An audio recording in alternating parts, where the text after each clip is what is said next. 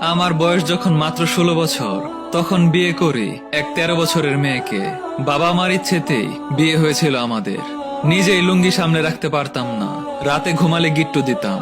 অথচ সেই আমি তখন চেষ্টা করতাম ছোট্ট বউটাকে শাড়ি পরিয়ে দিতে। নিজেই পেতাম না পকেট খরচের টাকা, অথচ বউয়ের জন্য আচার কিনতে হতো। ভালোবাসা যেন অজান্তেই তৈরি হয়ে গেল মনের ভিতর। প্রথম কেউ বলতে সেই ছিল আমার জীবনে। সে ছিল খুব ছোট, হাসতো খেলতো। বাবা মা তার কাণ্ড দেখে হাসতেন, আমিও হাসতাম, এই ভেবে যে এটাই আমার বউ। সারাদিন হই হুল্লারে থেকে যখন রাতে সে বলতো মাথা ব্যথা করছে, মাথা টিপে দিতাম।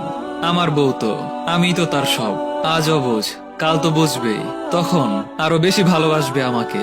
দিন যেতে থাকলো, বউয়ের বয়স যখন 17, এখন সে আর হাসে না, খেলে না। এখন সে অনেক কিছুই বোঝে। শ্বশুর বাড়িতে গেলে একাকী থাকতাম আমি।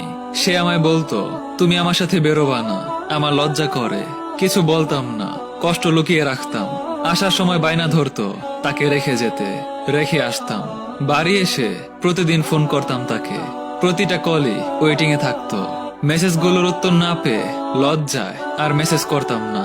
রাতের আধারে চুপি চুপি তার ফোনটা অন করে দেখতাম, প্রতি মিনিটে কারো প্রেমময় মেসেজে চাপা পড়ে গেছে আমার মেসেজগুলো।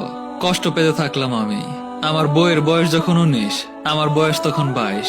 একটা মেয়ে এলো কোল জোরে, আনন্দের সীমা ছিল না আমার পরিবারে।